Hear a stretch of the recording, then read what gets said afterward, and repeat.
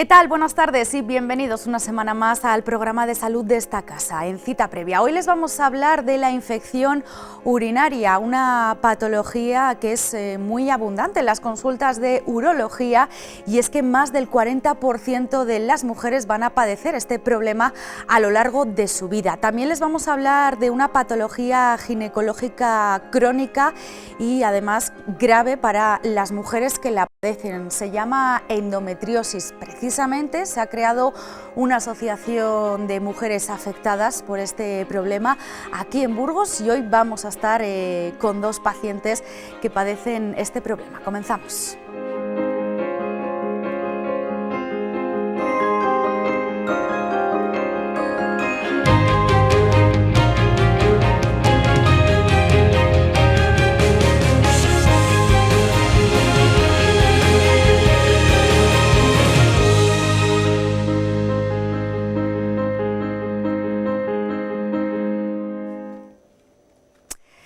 Esta tarde nos acompañan dos afectadas de endometriosis, una enfermedad crónica que el diagnóstico pues es complicado, es difícil, porque no es un diagnóstico precoz, que eso es por lo que luchan, porque bueno, pues el diagnóstico puede abarcar hasta 8 e incluso 10 años.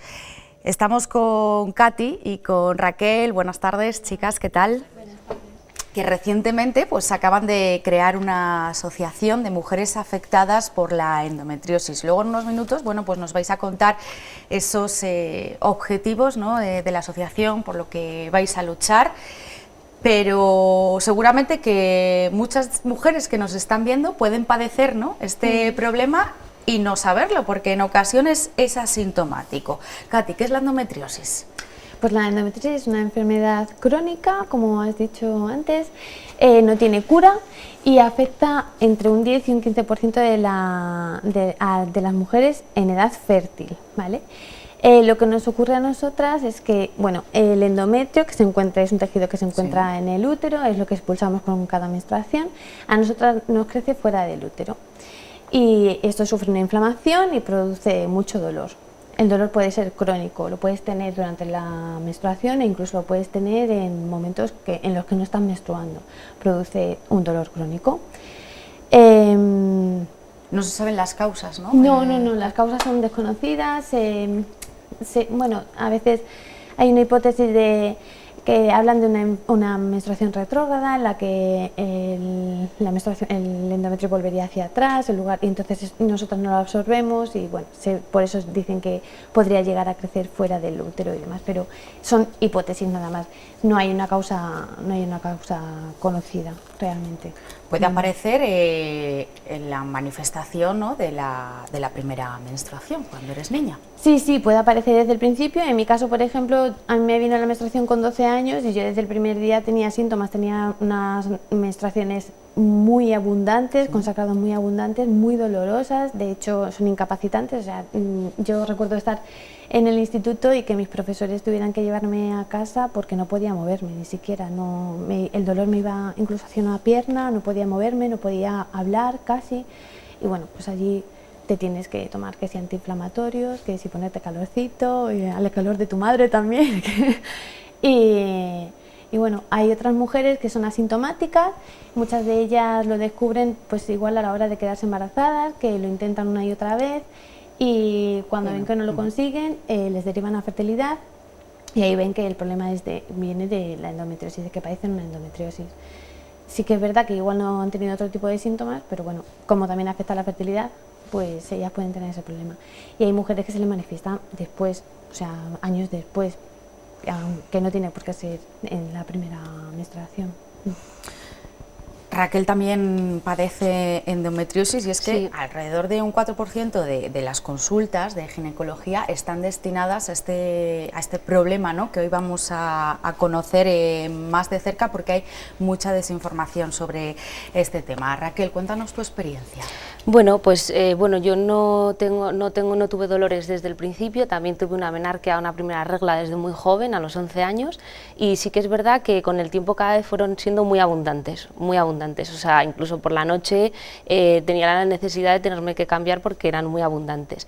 Sí que el dolor cada vez fue aumentando más y cada vez lo iba haciendo más invalidante porque al final tu vida social no la puedes compaginar igual, no solo en la abundancia de decir, jo, es que voy a tener que necesitar un baño cerca y voy a tener que estar cambiándome, sino porque ya el dolor te impide hacer una excursión, entonces empiezas a ver que algo dentro de ti no va bien y no funciona.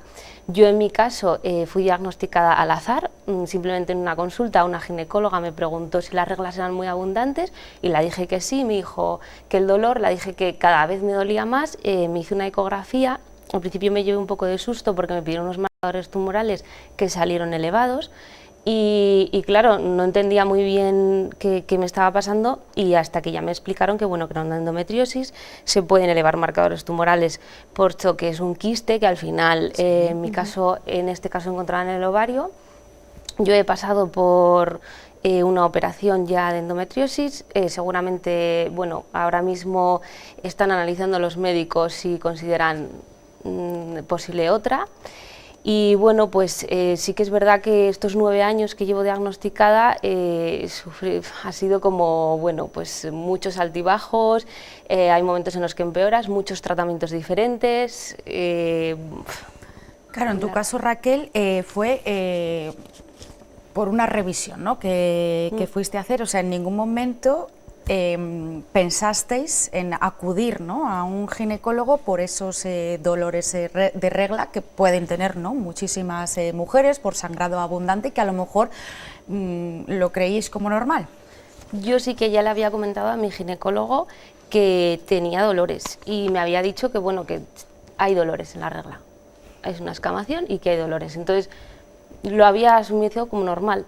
O sea, no consideraba que me pudiera estar pasando algo más allá. Yo soy enfermera incluso y bueno, pues es que lo había interiorizado, ya vivía con ello.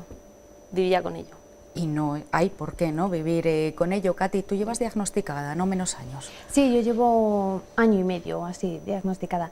Yo sí que acudí al médico en varias ocasiones por mucho dolor, pero sí, al final el dolor se normaliza y te dicen que el dolor de regla es así, que hay mujeres que lo sufren más, mujeres que lo sufren menos y te lo acabas creyendo porque bueno, son muchos años contándote lo mismo, pero bueno, al final cuando ves que los síntomas se agravan cada vez más, incluso produce dolor en las relaciones sexuales, produce dolor a la hora de orinar, produce dolor a la hora de defecar, cuando tú ves que esos síntomas ya no son normales. No son para nada normales y que vives con el dolor día a día, es cuando ya empiezas a insistir más en que te vean los médicos, en que te miren, te hagan pruebas y es cuando bueno, puedes llegar a conseguir un diagnóstico.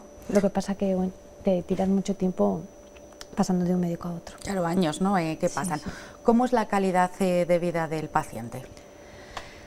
Pues es una enfermedad incapacitante. Yo ahora mismo, en mi caso, por ejemplo, hay semanas en las que tengo que trabajar 7 días seguidos y si no me estoy tomando pastillas, si no me estoy medicando, no aguanto toda la semana.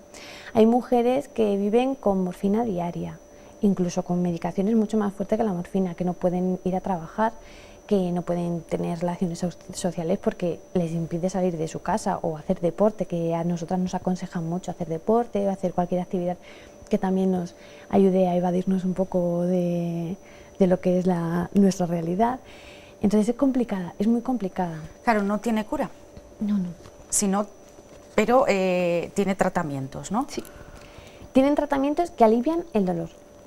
No es que te vayan a frenar la enfermedad, bueno, te puede llegar a frenar un poco, porque yo, por ejemplo, tomo píldoras anticonceptivas a diario y sí que es verdad que mi endometrio se ha afinado tantísimo que, bueno, pues yo ahora no menstruo ni nada y mi dolor pues es muchísimo menor al que tenía antes, pero es para aliviar los síntomas más que nada. Claro, hablamos también de que hay tratamientos quirúrgicos, Sí. ¿no? En tu caso, Raquel. Sí, bueno, yo creo que hay como, digamos, 3 líneas de tratamiento. Hombre, esto sería mejor que lo explicara un ginecólogo, pero bueno, yo creo que una sería un poco ver la evolución de la enfermedad. Hay tratamientos además coayudantes que nos pueden ayudar a aliviar esos síntomas antiinflamatorios.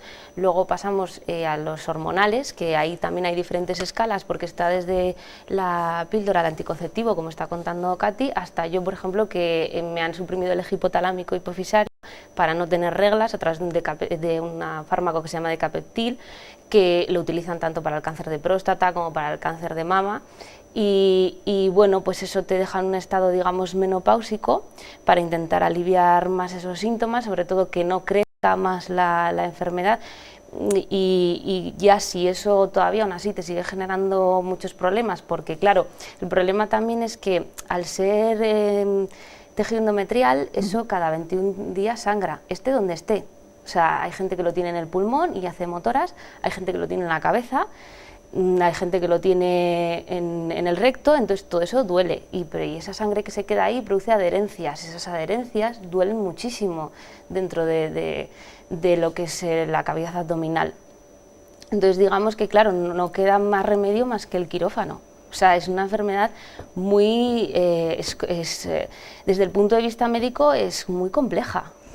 Sobre todo, ¿no? A la hora, uno de los graves problemas es a la hora de quedarse embarazada. Es cierto que aquí el 20% de las mujeres que pasan por la unidad de reproducción del Hospital Universitario de Burgos padecen, ¿no?, esta enfermedad, la endometriosis, y la mitad logran quedarse embarazadas. Sí, yo ahí igual Raquel tiene un poquito más que hablar porque ella sí que está intentando... Sí, a mí hace poco, bueno, pues en la consulta de endometriosis que me llevan me pidieron una hormona de la ovulación y resulta que la tengo ya, pues por mi enfermedad y por todos los tratamientos que he sufrido, está ya muy bajita y entonces decidí, bueno, pues tener la oportunidad de ser madre. Bueno, a nivel de lo público todavía estoy esperando a la cita de reproducción. No me han dado y claro, he tenido que acudir al nivel de lo privado, como nos vemos en muchas ocasiones vistas, y bueno, pues está siendo un tema complicado porque yo lo estoy viviendo desde cerca. Las esperanzas, pues lo que tú has dicho, un 50%, tiramos una moneda al aire, no lo sé, yo creo que es muy Vamos complejo. a pensar, ¿no?, en positivo, por lo menos, ¿verdad? Hay que pensar en positivo. Exacto. Sí, el problema de esto es que, claro, hay que hormonar y eso también me perjudica a mí, a mi salud. Con sus efectos. De ahí, ¿no?, que ya nos queda poquito tiempo, habéis creado una asociación para mujeres con endometriosis, con el objetivo de que se pueda, ¿no?, también crear una unidad aquí en el hospital. Es cierto que en el UBU, antes de la pandemia, había 2 consultas semanales que atendían a este tipo de pacientes, pero bueno, pues ahora se ha reducido a una. Y el servicio aquí en el hospital también luchó, ¿no?, porque se diagnosticase y se tratase la evolución de esta enfermedad aquí. Sí, actualmente esta consulta atiende una vez a la semana, antes eran 2, pero bueno, a raíz del COVID y demás, pues todo como el mundo, en todas todo el mundo las nos hemos visto patologías, afectados, exacto. eso es. Sí, el objetivo final es conseguir una unidad de endometriosis en Burgos, ojalá lleguemos a eso, pero hay que ir pasito a pasito y desde el UBU sabemos que tienen toda la intención de colaborar con nosotras y bueno, esperemos poder formar una gran familia entre todos y poder ayudarnos mutuamente. La asociación la creamos, bueno, a partir de mi libro, yo escribí un libro. Nos lo puedes enseñar, sí, ¿verdad? Sí. Mi reconciliación con la endometriosis se llama. Lo llamé así porque en ese momento, bueno, pues en el momento que te diagnostican endometriosis te dicen que tienes que llevar una alimentación especial porque va a influir también en los síntomas que tienes. Sí. Tienes que hacer deporte, bueno, tienes que hacer muchos cambios en tu día a día. Todo eso, asimilar que tienes una enfermedad crónica, asimilar qué problemática te puede causar y tal, pues a mí me vino un poco grande, estaba muy enfadada. Emocionalmente, me imagino. Sí, estaba muy enfadada y bueno, necesitaba contárselo al mundo. Además, el problema de que es una enfermedad invisible, como hemos dicho, se han normalizado muchísimo los síntomas. Bueno, pues todo al final influye. Yo escribí mi experiencia, el libro tuvo muy buena acogida. Tuvo tan buena acogida que muchas mujeres me decían que se sentían identificadas, que se sentían... Y se puede comprar, ¿verdad? Sí, se puede comprar aquí en la librería Gravatos y en la librería Margoff lo vendemos, y también por internet, desde Amazon y otras plataformas se puede comprar. Y todo el dinero que hemos recaudado hasta ahora lo hemos destinado a la asociación para poder hacer actividades. Que se pueden poner en contacto, ¿no? Con ellas, que la asociación, bueno, pues va poquito a poco todavía porque se acaba de iniciar. Sí. Seguiremos hablando de ella. Os quiero agradecer que nos hayáis acompañado, Raquel, y la próxima vez te quiero ver aquí con tu bebé, que yo desde aquí te voy a transmitir mucha suerte. Muchísimas gracias por acompañarnos. A ti, gracias. A vosotros.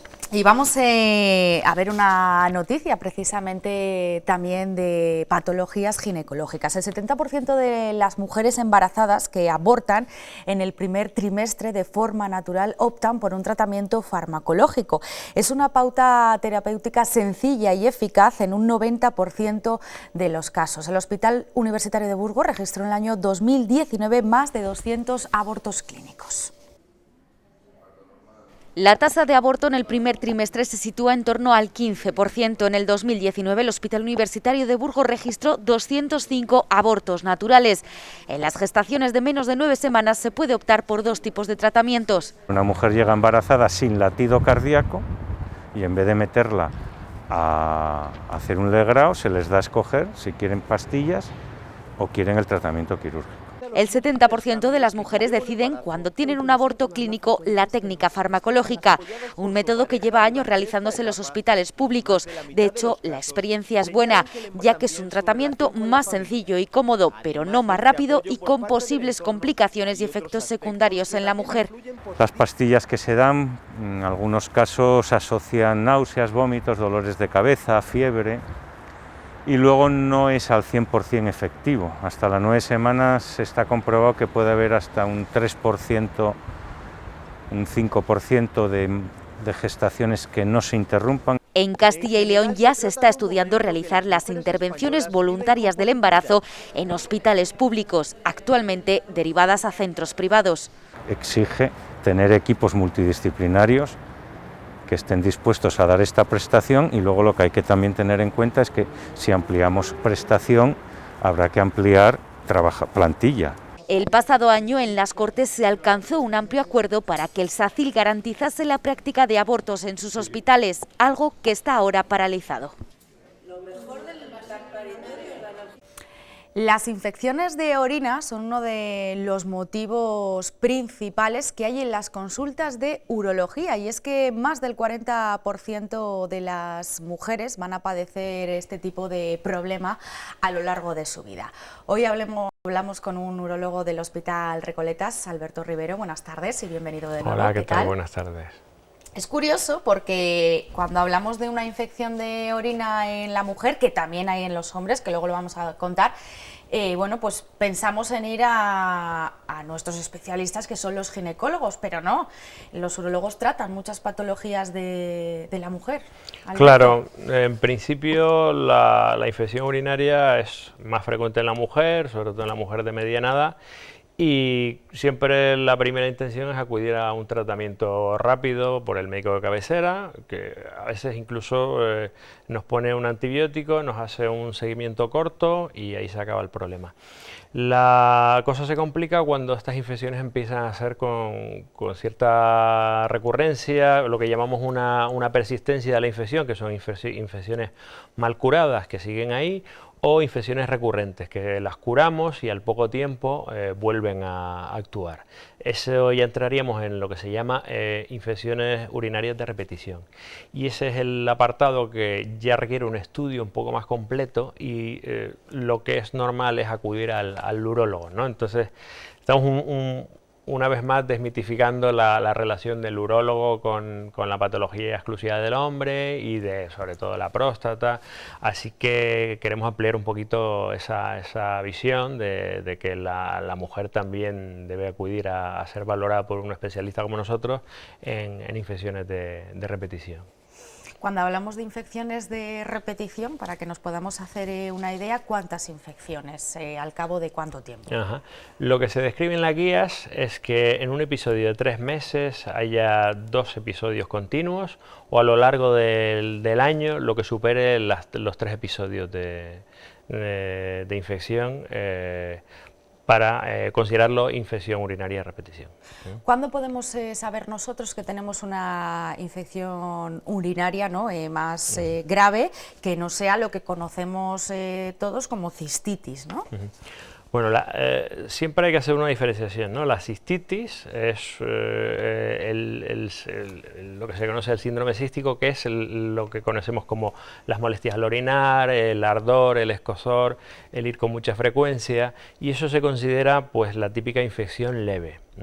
Luego a veces esa infección se complica y puede actuarse debilitando a la vejiga de tal manera que con cierta frecuencia vuelva a ocurrir, o incluso ascendiendo a los riñones, que eso es un signo de alarma porque vamos a presentar episodios de fiebre. Y ahí es cuando hay que tener bastante cuidado, porque sí que es urgente iniciar un tratamiento correcto.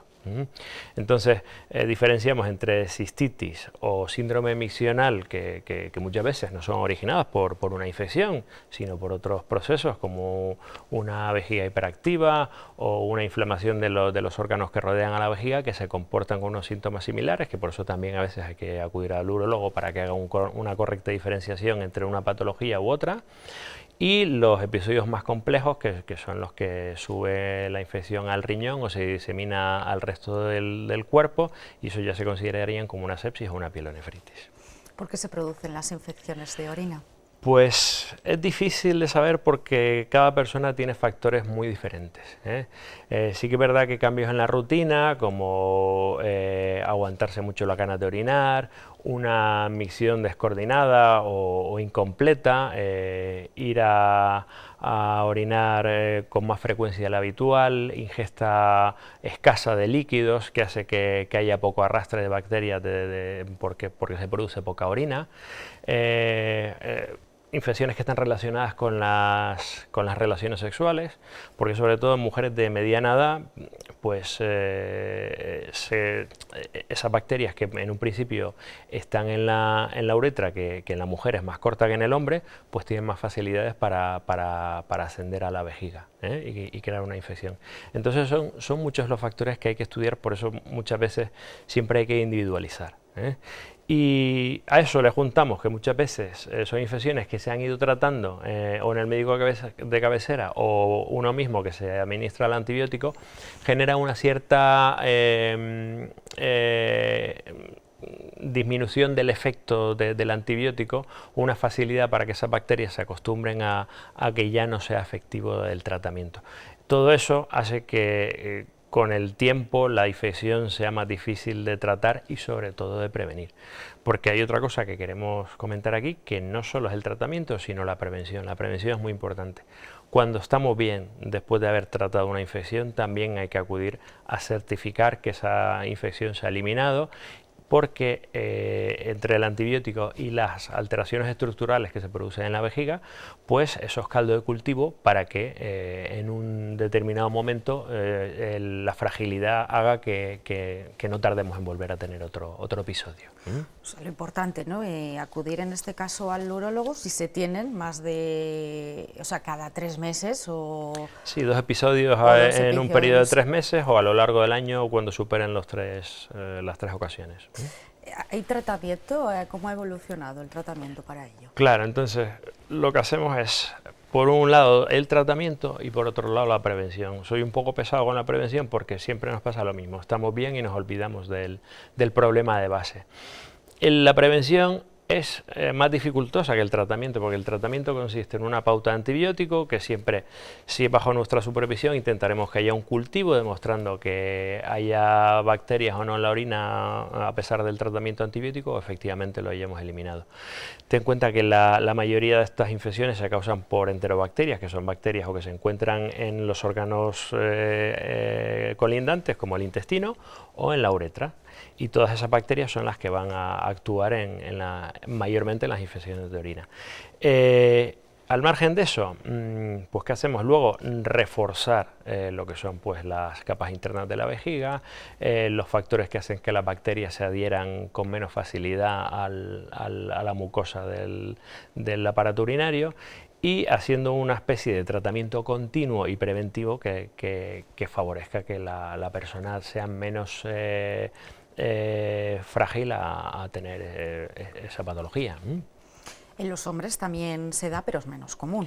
En los hombres es menos común, y es más común sobre todo o en personas muy jóvenes, que ya está más relacionado con factores de la uretra en uretritis, o en personas de edad ya más avanzada por temas de la dificultad al vaciado por el crecimiento prostático, y eso hace que la orina se quede más tiempo dentro de la vejiga y facilite el crecimiento de bacterias. Bueno, pues una infección, como estamos diciendo, de orina muy común, ¿no? en las consultas, e importante prevenir, ¿no? Esas infecciones. Y otra cosa sí. que se me olvidó comentar fue que ahora tenemos muchas más líneas de tratamiento que hace 10 años. Que no sea el antibiótico. Que no sea el antibiótico, que tenemos fármacos naturales que ayudan a mejorar las defensas, y también el tema de la vacunación. Existe una vacunación para prevenir las infecciones, y desde hace unos años nosotros hemos apostado mucho por ese tipo de tratamiento con una gran eficacia. No solo es un fármaco que previene, no se comporta como un antídoto porque no erradica las infecciones. Podemos seguir teniendo infecciones, pero lo que conseguimos es disminuir considerablemente el número de infecciones, y que cuando esas ocurren los síntomas sean mucho menores. Entonces, en esa línea también hemos mejorado mucho como especialistas para poder dar una mejor atención a los pacientes. Bueno, pues sí, es importante que exista, ¿no?, esa vacuna Sí. para lo que has comentado, que claro, no todo el mundo entrará dentro de poder administrarse, ¿no?, esa vacuna. Me imagino que tendrás que tener, bueno, pues infecciones urinarias por repetición, graves, y con un estudio. Alberto, muchísimas gracias por acompañarnos aquí a Cita Previa. Y nos vamos a despedir, bueno, pues con un vídeo del Parkinson, y es que el 11 de abril fue el Día Mundial del Parkinson, y este año la campaña, el lema es pon una etiqueta positiva por ese día, ¿no?, con el objetivo de sensibilizar sobre el impacto que una imagen social equivocada de la enfermedad tiene en las personas afectadas. Más de 160.000 personas conviven con esta enfermedad, y fíjense que 1 de cada 5 tiene menos de 50 años. Está la creencia de que el temblor es el principal síntoma, ¿no?, de esta patología, pero sin embargo un 30% de las personas no llegan a desarrollar nunca temblor. Vamos a ver el vídeo. Sé que soy especial, que mi sonrisa es singular, que mi andar es diferente, que mis tiempos no van a la misma velocidad. Sé que soy única y me sienta fenomenal.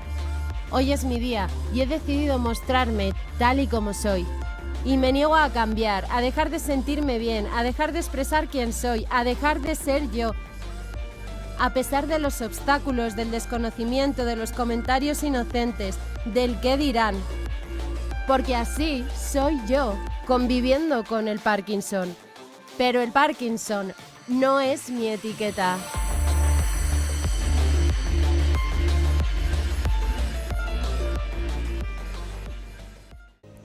Pues nos despedimos, ese recuerdo con este vídeo a todas las personas afectadas de Parkinson. Más salud, ya saben, la próxima semana aquí en La 8 Burgos. Gracias por acompañarnos. Adiós.